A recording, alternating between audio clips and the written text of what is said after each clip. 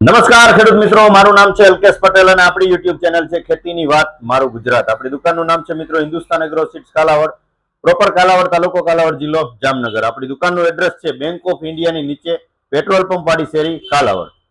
મિત્રો તારીખ છે આજે 1/9/2025. વાત કરશું આજે મગફળીના પાકની અંદર અત્યારે છંટકાવ શેનો લેવો, શું અત્યારે માવજત કરવી, એના વિશે આપણે ચોક્કસથી માહિતી આપી દેશું. અત્યારે રોગ જીવાતની અંદર શું જોવા મળી રહ્યું છે તો આપણે માહિતી આજે આપી દેશું મિત્રો. કે મગફળીની વાત જો કરીએ તો અમુક જે છે આગોતરા વાવેતર કરેલા છે અને ઝીણી મગફળી એટલે કે વેલી પાકતી જાત જે વાવેલી હોય એની અંદર 37 છે, 38 છે, 39 છે, તો આ રેવતી છે, રોહિણી છે, આ બધી જે છે એ 100 થી 110 દિવસે પાકતી જાત હોય તો એને હવે પાકવાનો સમયગાળો નજીક આવી રહ્યો હોય તો એને છેલ્લો છંટકાવ કરવો હોય તો એની અંદર તમારે વાપરી દેવાનું થાય 0050. પહેલા છંટકાવની અંદર તમારે 00 પોટાશ જે આવે છે 0050 નો તમે ચોક્કસથી છંટકાવ કરી શકો છો, અથવા જે છે કેઝબો આવે છે કેલ્શિયમ, બોરોન અને ઝિંક FMC નું પંપે 40 ml નો ડોઝ છે. આ વસ્તુ પણ ખૂબ જ સારી છે, આના પરિણામ પણ તમને ખૂબ જ સારા જોવા મળશે. અથવા જે છે કેલ્શિયમ આવે છે ખાલી 10% કેલ્શિયમ, તો આ પણ વસ્તુ વાપરી શકો છો. આ ચિલેટેડ ફોર્મ ની અંદર છે. ચિલેટેડ વસ્તુ એવી છે કે તમે કોઈ પણ ફોર્મ્યુલેશન વાળી તમે ફૂગનાશક વાપરો છો, જંતુનાશક વાપરો છો, એની સાથે તમે મિક્સ કરી શકો છો. આનું પરિણામ પણ વ્યવસ્થિત મળી રહેશે અને જે છે ફૂગનાશક આપ્યું હોય અથવા જંતુનાશક આવ્યું હોય એનું રિઝલ્ટ પણ તમને સારામાં સારું મળી રહેશે મિત્રો. બરાબર છે, તો આ રીતે તમે કેલ્શિયમ આપી શકો છો અથવા જે છે મિક્સ માઇક્રોન્યુટન આવે. બરાબર છે, ચિલેટેડ ફોર્મ ની અંદર આ પણ મિક્સ માઇક્રોન્યુટન છે, તો આનો પણ તમે સ્પ્રે લઈ શકો છો. પંપે 20 થી 25 ગ્રામનો ડોઝ છે.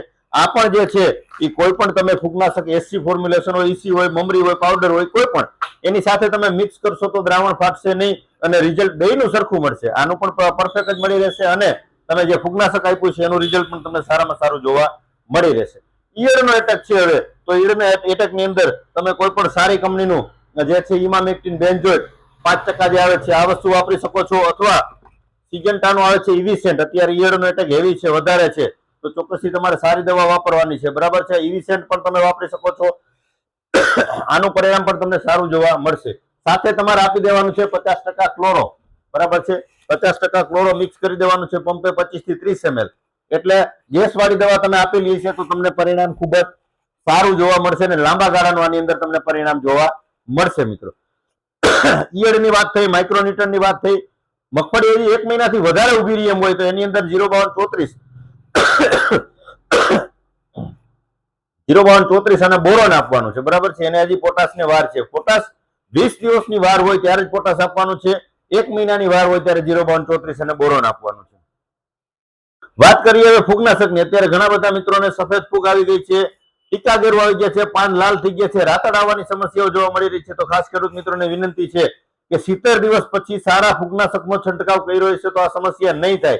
જો સારા ફૂગનાશકનો છંટકાવ નહીં કરો તો તમારે મગફળીનો પાક જે છે એ સમય કરતા વહેલો પાકી જશે, વહેલું વળી જશે, કાચું પાકું વળી જશે અને મગફળી તમારી હળવી થશે. એટલે ખાસ કાળજી રાખવાની છે કે હવે તમારે વધીને 1 થી 2 છંટકાવ આવવાનો હોય તો સારું ફૂગનાશક અને જરૂર છે એ મુજબનું વાપરશો, પરિણામ તમને ચોક્કસથી સારું જોવા મળશે.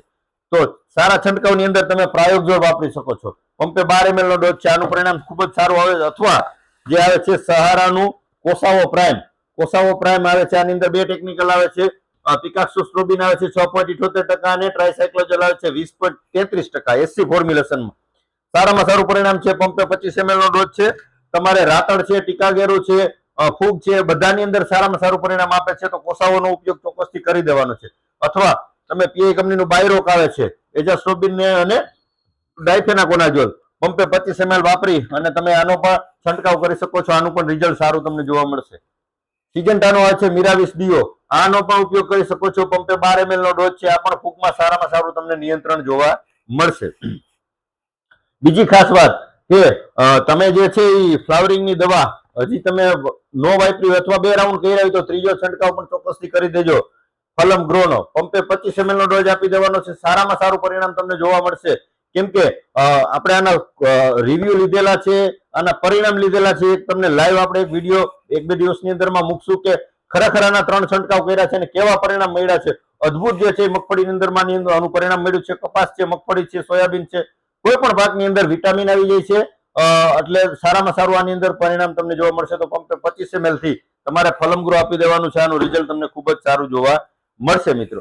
તો આ પ્રકારે અત્યારે જે છે તમે દવાનો છંટકાવ કરો છો તો સાથે તમારે કોઈ પણ સારી કંપનીનું પંપે 10 ml સ્ટીકર વાપરી દેવાનું છે, કોઈ પણ સારી કંપનીનું, બરાબર છે.